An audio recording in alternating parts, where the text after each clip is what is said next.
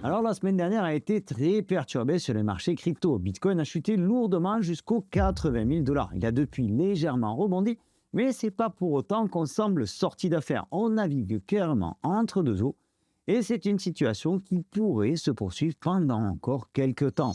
Hier soir, Trump a déclaré avoir eu un appel téléphonique très bon avec Xi Jinping, le président chinois, et avoir accepté une invitation à visiter Pékin au mois d'avril 2025. En retour, Xi Jinping devrait se rendre aux États-Unis un petit peu plus tard dans l'année. Alors cette news-là a poussé légèrement notre Bitcoin vers le haut. Il a repris brièvement cette nuit les 89 000 dollars. Et pourtant ce matin, on ne sent pas encore de signe réel de reprise. On ne sent pas d'engouement pour un éventuel rebond et encore moins une reprise haussière. Pourtant, je pense que tu ne l'as pas oublié, le 10 octobre, le désaccord entre la Chine et les États-Unis au sujet des droits de douane mettait le feu aux poudres et faisait cracher l'ensemble du marché crypto.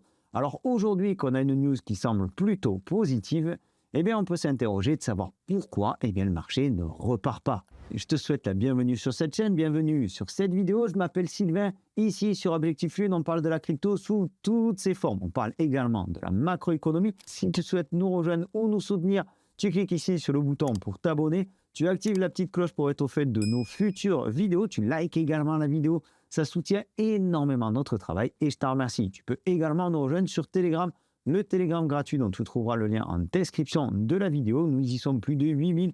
J'y partage un contenu un petit peu plus instantané que sur YouTube, toujours autour de l'actualité macroéconomique et de l'actualité crypto. On continue. Il y a tout de même des signaux positifs sur ce marché des cryptos, mais pas forcément très positifs à court terme. Alors avant d'aller plus loin, on va voir ce qui nous attend si Bitcoin va plus bas. On va faire une rapide analyse technique. J'ai 2-3 points importants à te partager, notamment qui peuvent influencer la psychologie des traders. On sait que cette zone-là, la zone des 80 000 dollars, est particulièrement importante. Donc on est venu s'appuyer ici sur les 80 650 dollars. C'était exactement le 21 novembre 2025, il y a à peine quelques jours. On va reparler de cette date-là dans une seconde parce qu'elle est importante, notamment au niveau des ETF Bitcoin Spot. Et tu vois que ici, ce que je t'ai tracé, c'est le prix d'achat moyen des ETF Bitcoin Spot qui se situe sur les 79 300 dollars. Une data que l'on retrouve ici sur ce graphique-là, tu le vois, 79 300 dollars, c'est le prix moyen d'achat pour les clients des ETF Bitcoin Spot. Donc c'est cette courbe orange que tu vois qui grimpe petit à petit et qui se rapproche maintenant, on va dire, dangereusement du prix du Bitcoin. Alors pour ne rien te cacher, j'ai peur, entre guillemets, qu'on revienne tester la psychologie des investisseurs ETF en revenant sur cette zone-là. En tout cas, ça me paraîtrait pertinent à cet instant, ça me paraîtrait pertinent d'aller tester un petit peu le comportement des investisseurs ETF. Alors, cette zone-là, elle est quand même particulièrement défendue parce que tu le vois, le 21 novembre, on a eu 238 millions de dollars d'inflow, c'est-à-dire d'achat sur les ETF Bitcoin Spot, chose qui était plutôt rare ces derniers temps. Donc tu le vois, depuis les plus hauts de Bitcoin, on avait essentiellement des sorties, là on a eu des entrées, mais on a eu surtout énormément de volume. On a eu un volume de 11 milliards de dollars, ce qui est absolument exceptionnel. Je crois même que c'est la journée la plus importante en termes de volume, d'échange sur les ETF Bitcoin Spot. Donc ça, c'est très significatif. Ce volume-là est très significatif de la bagarre qui se déroule entre les acheteurs et les vendeurs sur ces niveaux-là. On va dire sur les niveaux des 80 000 dollars. Autre point important, je pense que ça ne t'a pas échappé. Tu vois ici le prix d'achat moyen des bitcoins que détiennent Strategy. 74 433 dollars. Aujourd'hui, Strategy, c'est l'un des plus gros détenteurs de crypto au monde.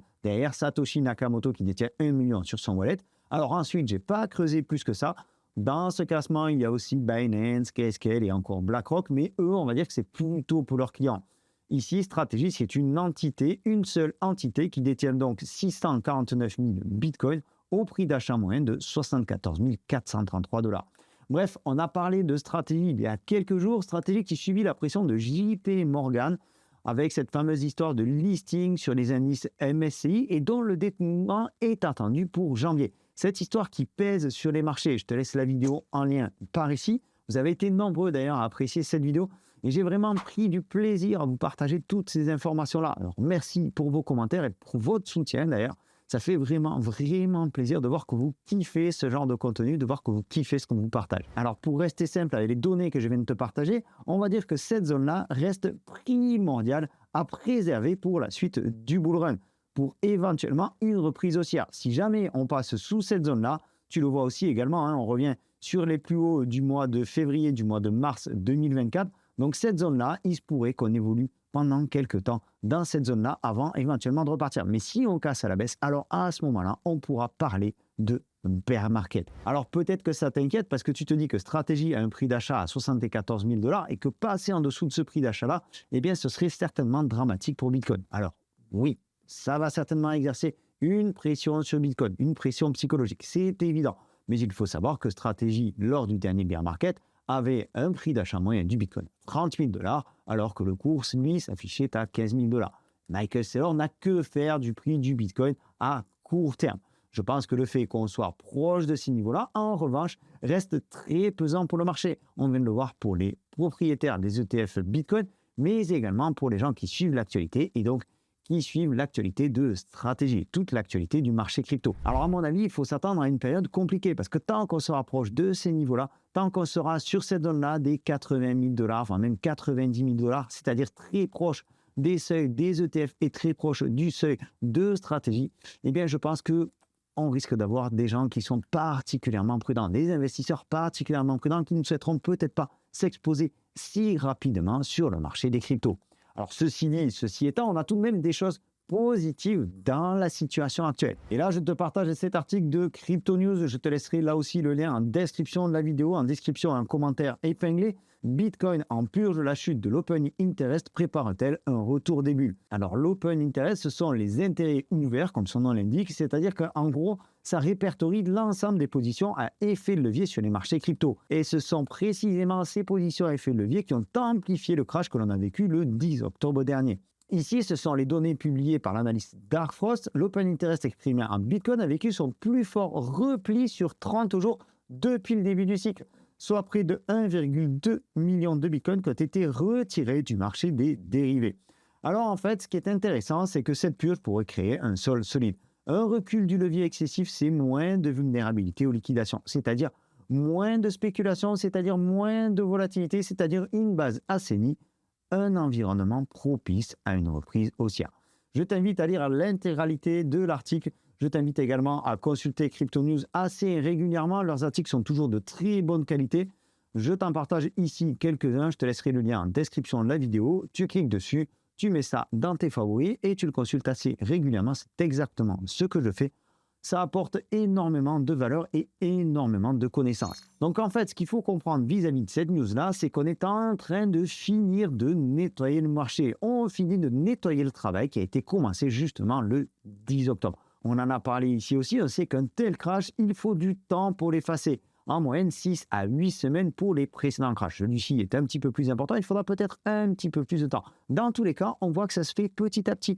Le marché se nettoie, le marché redevient un petit peu plus sain. Alors maintenant, quels sont les facteurs qui pourraient influencer ce fameux marché à court terme? Eh bien, tous les regards se tournent vers la Fed. Tout le monde attend patiemment le 10 décembre et une éventuelle nouvelle baisse des taux d'intérêt de la Fed. Aujourd'hui, on a 81,1% de chances que la Fed baisse ses taux d'intérêt à 3,5-3,75%. C'est une data qui s'est parfaitement inversée à la suite de la publication des chiffres la semaine dernière. Le problème de tout ça, c'est que Powell reste toujours un petit peu dans la même idéologie. Une inflation trop élevée ne permettra pas une baisse des taux à court terme. Et ces derniers temps, même si l'inflation a baissé depuis ce début du mois de novembre, même si les chiffres nous disent quelque peu que l'inflation a baissé depuis ce début du mois de novembre, elle reste tout de même quelque peu élevé. Mais alors de notre côté, une baisse des taux pourrait alors venir contrecarrer un chômage qui est aujourd'hui aux États-Unis en pleine explosion. Les derniers chiffres du chômage ont été mauvais pour l'emploi aux États-Unis. On a une augmentation du nombre de demandeurs d'emploi et c'est cette data qui a poussé les investisseurs à estimer la probabilité d'une nouvelle baisse des taux à plus de 80% comme on vient de le voir. Il faut tout de même remettre les choses quelque peu dans leur contexte. On vient de sortir tout juste du shutdown. Il y a encore un manque de chiffres qui est particulièrement flagrant, un manque de visibilité. Donc aujourd'hui, je pense que les estimations d'une baisse des taux manquent peut-être aussi quelque peu de pertinence. Parce que Powell et tous ses collègues vont, eux, se baser uniquement sur des chiffres. Alors quand on sait qu'en plus, entre eux, il y a des pour, il y a des contre, que c'est, on va se le dire clairement, un petit peu le bazar au sein de la Fed, eh bien, je ne suis pas sûr que 80% de chances d'une baisse des taux au mois de décembre soit quelque chose de vraiment très pertinent. Quoi qu'il en soit, en septembre, le marché avait anticipé cette baisse des taux et avait spéculé autour de ça. Pareil pour le mois d'octobre. Au final, le marché crypto, le Bitcoin s'est retourné et aujourd'hui, l'éventualité d'une baisse des taux n'a plus vraiment d'impact sur le marché des actifs risqués. La semaine dernière, donc cette probabilité est passée de 20% à 80% et pourtant, tu le sais, Bitcoin a plongé jusqu'à 80 000 $. Alors, il y a d'autres raisons. On en a parlé sur la chaîne. Au passage, pense à t'abonner en cliquant par ici, à liker si tu aimes cette vidéo et à activer la petite cloche pour ne rater aucun de nos futurs contenus. Alors, il faudra rester prudent cette semaine. Aujourd'hui, mardi 25 novembre, je ne sais pas quand c'est que tu regarderas cette vidéo, on va avoir des datas donc concernant l'inflation, vente au détail principale mensuelle. Donc ça, c'est pour le mois de septembre, les prix à la production du mois de septembre, mais également la confiance des consommateurs. Et ça, c'est une data qui est souvent mise de côté, mais qui est particulièrement importante. Demain, mercredi, on a le PIB trimestriel, le PIB des États-Unis, les inscriptions hebdomadaires au chômage, le PCE Core Index, donc l'indice des prix à la consommation, ici aussi des données concernant l'inflation. Et alors, tout ça en un bloc, parce que jeudi 27 novembre, c'est Thanksgiving, donc les marchés seront fermés. Et vendredi, eh bien, la clôture des marchés s'effectuera à 13h, heure des États-Unis. Autant te dire qu'en fait, à partir de demain soir, mercredi, les marchés américains, les marchés boursiers, les marchés traditionnels américains seront fermés et tout le monde sera en vacances. Donc, ça nous promet une certaine volatilité sur le marché des cryptos. Tout simplement parce que ces datas-là devraient une nouvelle fois influencer la probabilité d'une baisse des taux pour ce 10 décembre 2025. En résumé, le marché est aujourd'hui encore tendu et personnellement, je n'ai pas une grande confiance dans les prochains jours. La visibilité est réduite et pour moi, on nage encore en plein brouillard. Depuis le 10 octobre, on a moins de liquidités sur les marchés, ce qui apporte davantage de volatilité, donc encore davantage de difficultés pour lire le marché à court terme. Et puis, quelque part, on sent aussi un certain épuisement, une certaine lassitude. Les news se font davantage négatives et les quelques news positives, comme la situation entre la Chine et les États-Unis qui se détend, comme l'éventualité d'une baisse des taux, eh bien ces quelques news positives n'arrivent plus à pousser le marché des cryptos vers le haut. Ce qui me fait dire quelque part que si on a une hausse à court terme, elle ne devrait être que passagère et potentiellement limitée. Cette barrière-là, ce seuil psychologique des 100 000 $ qu'on a eu tant de mal à franchir l'année dernière pourrait à nouveau repousser le marché et nous amener vers de nouveaux plus bas. Bien entendu, tout ceci n'est pas un conseil financier, je te partage là simplement mon sentiment vis-à-vis du marché aujourd'hui. Avec ce qui se profile, les conséquences du 10 octobre qui ne sont pas encore vraiment pleinement digérées, l'histoire autour de MSCI, de stratégie et des DAT, l'ambiance morose globale, je ne suis pas sûr que les investisseurs reviennent s'exposer maintenant grandement sur les marchés crypto. Je pense plutôt qu'ils attendront patiemment de voir les effets d'une éventuelle baisse des taux, d'une continuité de la baisse des taux. N'oublions pas non plus que Powell s'en va au printemps. N'oublions pas que la Fed arrête son resserrement monétaire dès ce mois de décembre, c'est-à-dire dans quelques jours. Mais qu'il faut en général 6 à 12, voire 18 mois pour qu'elle passe en quantitative easing et qu'on ait une réelle injection de liquidité sur les marchés.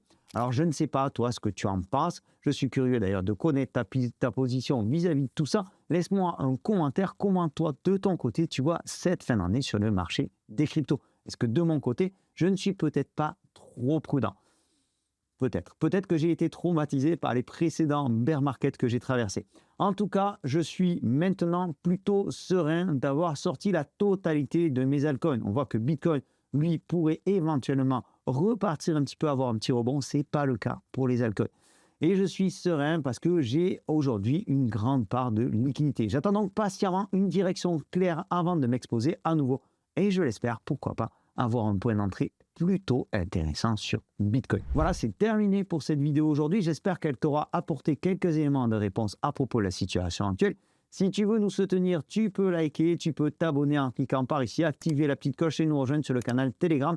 Tu trouveras le lien en description et en commentaire épinglé. N'oublie pas que la semaine macroéconomique s'arrête donc demain, mercredi, aux États-Unis et que d'ici là, on pourrait avoir une quantité absolument exceptionnelle de faux signaux. C'était Sylvain, je te donne rendez-vous dans une prochaine vidéo. D'ici là, prends soin de toi et de tes cryptos. Ciao!